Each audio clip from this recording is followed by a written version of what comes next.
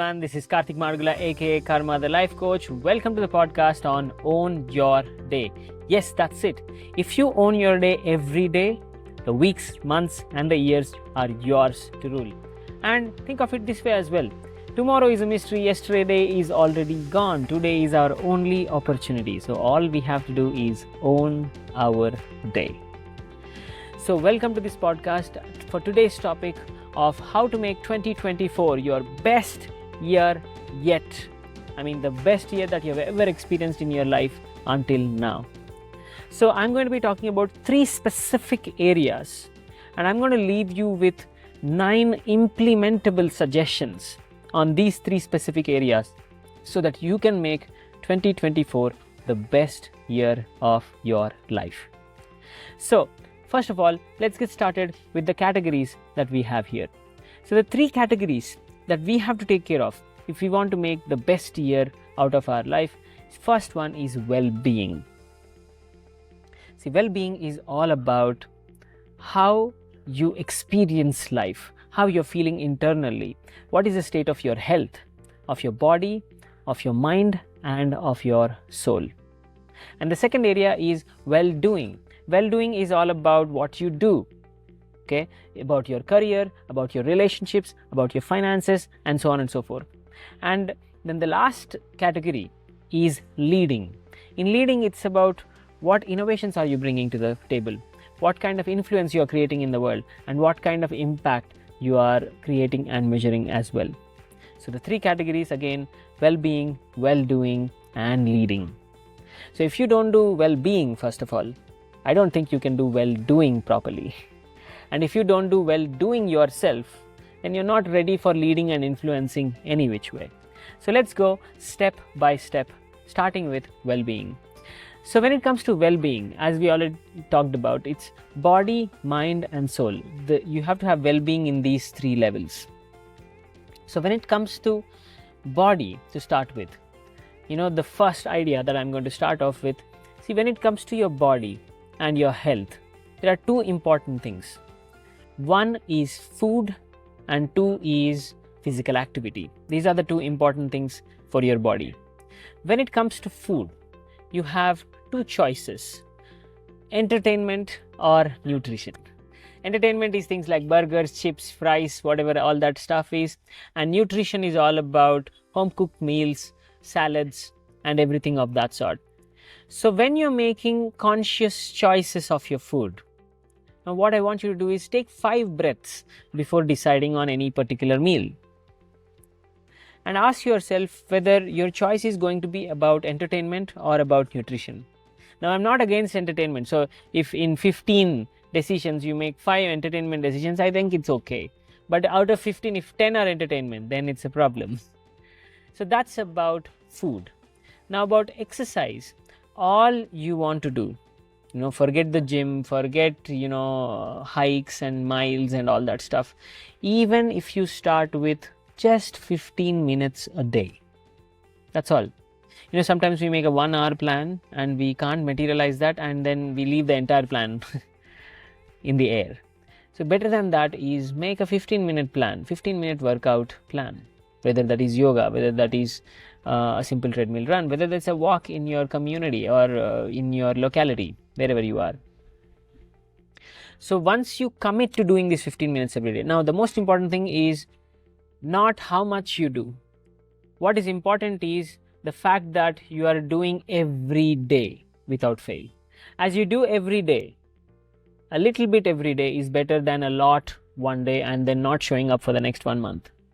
So that's about the body. Take care of your food and your exercise. Now when it comes to the mind, it's all about your emotions and your self-management. So what kind of pains are you going through? What kind of anxiety, stresses are you going through? What kind of difficulties are you going through in your dealings with the world with respect to relationships, career, finances and all these other things? So how are your emotions? What is your mental health like? And if you want to improve your mental health, the simple idea for well-being that I will leave you with right now is to not make all these things that you worry about a big deal. Because we make a big deal out of a lot of things. You make a big deal out of how much money you make. You make a big deal out of how others are progressing better than you. You make a big deal out of, that girl or boy not saying yes to you. So we make a big deal out of a lot of things, and then we suffer emotionally. So can you start not making a big deal out of various things in life and take it as it comes while you do your best? So that's the key idea that I'm leaving with respect to the self-management. Now coming to the soul. Now the soul needs nurturing. It needs a meditative practice to establish itself in the best possible way. Because when you do anything like meditation, reflection, prayer, visualization, and when you work on what is meaningful for you, at least, your soul feels nourished. So to check your spiritual health, think about how aligned you feel with your life right now. Are you in sync or are you out of sync? If you're out of sync, in most cases, you're unhappy with how your life is going. You're not happy with the direction of it. You're not happy with what is happening in it. So if you want to fix your well-being at your soul level, start bringing more meaningful things into your life. Start nourishing your soul with meditative or reflective practices so that you can be more mindful of yourself and take yourself in the good direction. So that's simple tips on well-being, body, mind and soul. For the body, food and exercise. For the mind, not making it a big deal. For the soul, purpose, meaning, and more importantly, nourishing yourself with some practices so that you retain that balance on a day-to-day basis. Now let's come to well-doing. In well-doing, what do we do in this world? Realistically, there is majorly only 3 areas that we do here. We do our career, we do our relationships, and we conduct things like finances. So with respect to career, a lot of people have a problem with their direction. They don't know what they're doing. They don't know why they're doing what they're doing. They're not interested in what they're doing, but probably they're making enough money from it also at this stage. They're doing it half-heartedly though, just for the sake of the money. They could be doing far better, but if you don't feel it as meaningful, you will not obviously put your everything into it. So what can you do to find a mission for yourself? A mission is a direction that you're born for. And you have a sentiment that you're born for this. When you feel like you're born for something, your quality of doing that is really, really high. So start thinking about what mission you can live and what kind of skills you can gain to manifest that mission into your life. So this is the question that I leave you with respect to career. With respect to relationships, the question I leave you with is, how can you love better? A lot of people think that they do a lot for other people, but in most cases, we like to convince ourselves that we are doing that, but we are more agenda oriented, because when we are not satisfied in what other person is doing, our dealing with them is difficult, and we make a ruckus out of things also. So if our love is based on the expectations that they satisfy or do not satisfy, then I don't say it is love. It's very conditional transaction. Love has to be unconditional. Can you practice unconditional love?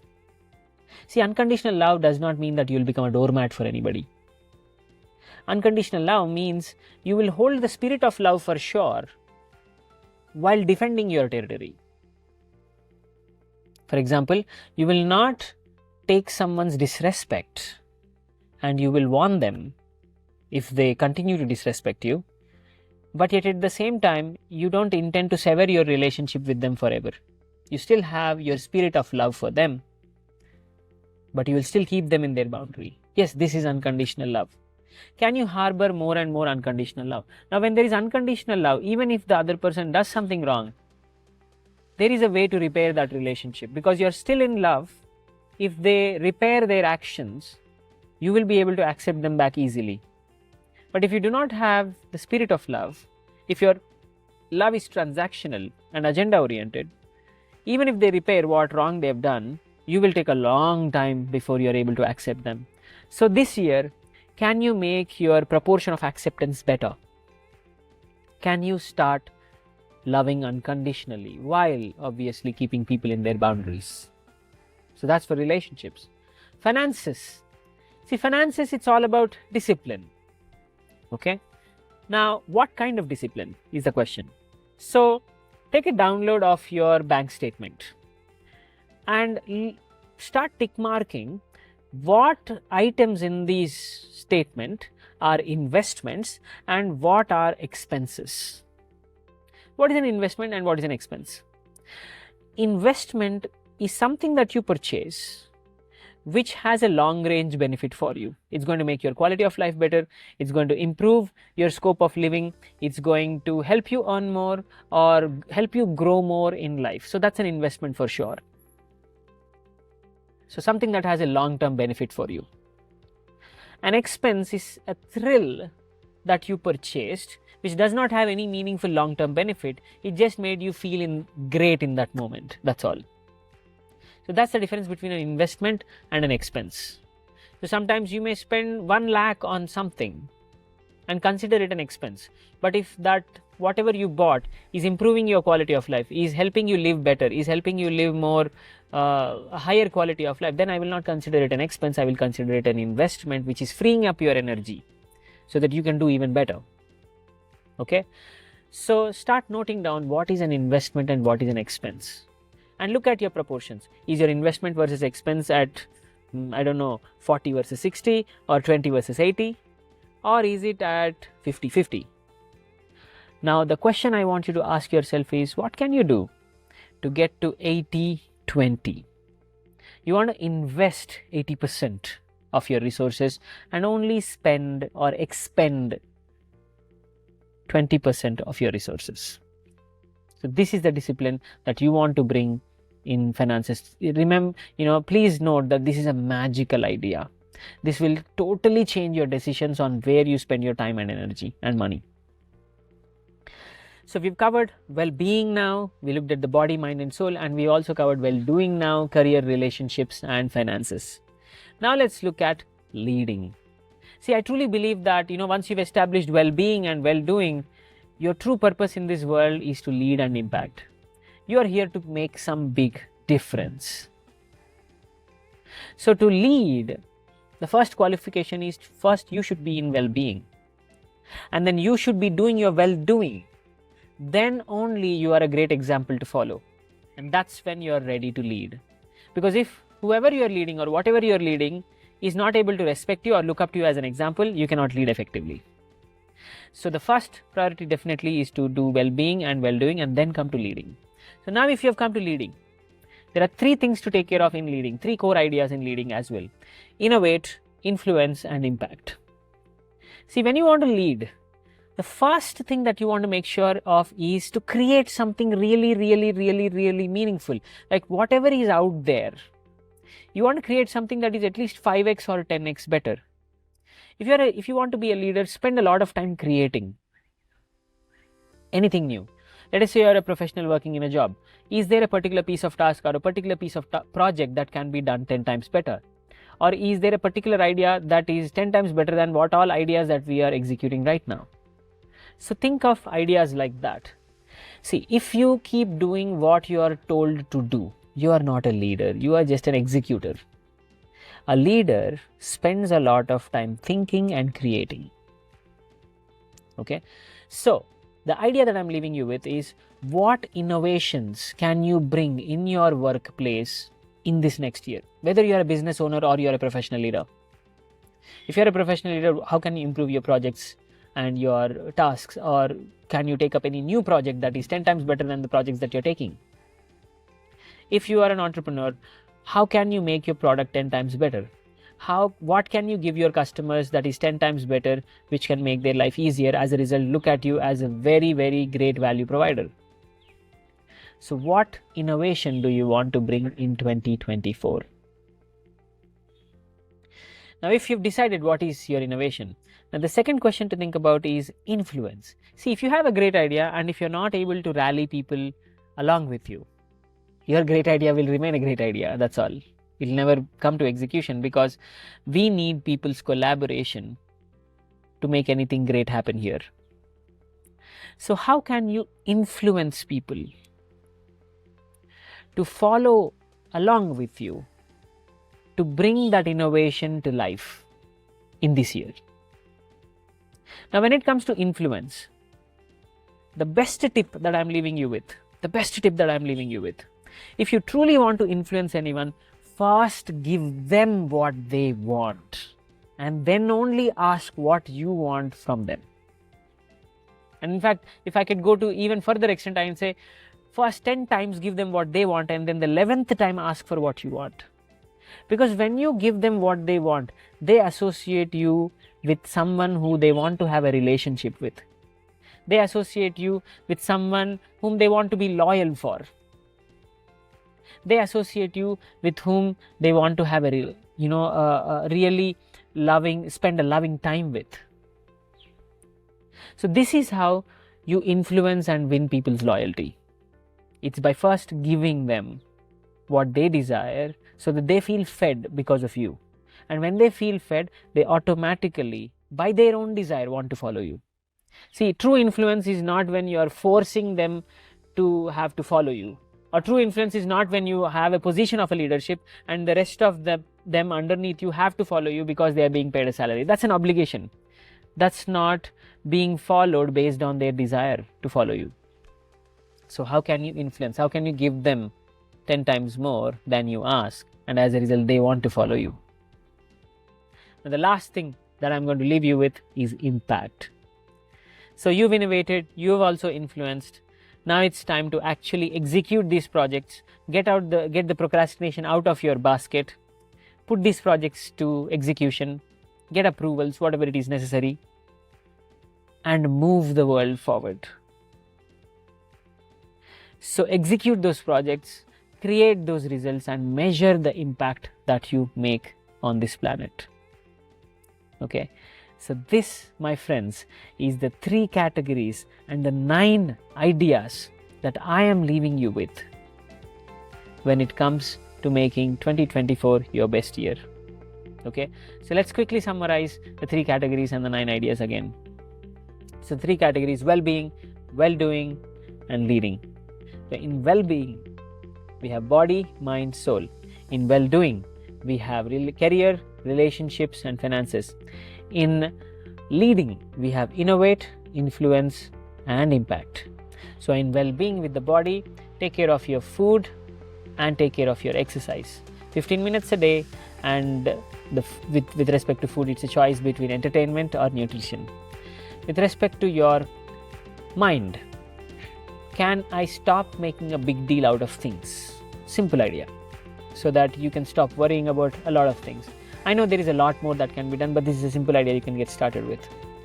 And then with respect to your soul, nourish your soul with meditative visualization practices or other practices like that, so that you move in a meaningful direction. Your soul feels that you are in alignment with your life. Coming to well-doing, so we start with career. With respect to career, what is your mission? What can you dedicate the next 30-40 years of life to? What is that one idea that you can dedicate the next 30-40 years of your life to? If you don't have one already, start thinking. Then relationships. How can you harbor unconditional love while still keeping people in their boundaries? Finances. How can you discipline yourself with respect to investment versus expenditure? Leading. What innovation will you come up with in the direction of your mission? Influencing. How can you give more so that you earn loyal followers who want to, by their own desire, follow you? And then finally, impact. How can you execute these projects and realize and measure the impact and help this world? Thank you so much. That's me signing off for this video to help you make 2024 the best year of your life ever. Thank you so much for watching until here. Please go ahead into the comment section and let us know what is the most important point you learned from this video, so that we can also learn from your observations. All of us can benefit from your understanding. Thank you so much for joining this podcast. And as it is every time, I sign off with saying, own your day every day, and the weeks, months and years are yours to rule. Thank you so much. Have a beautiful day.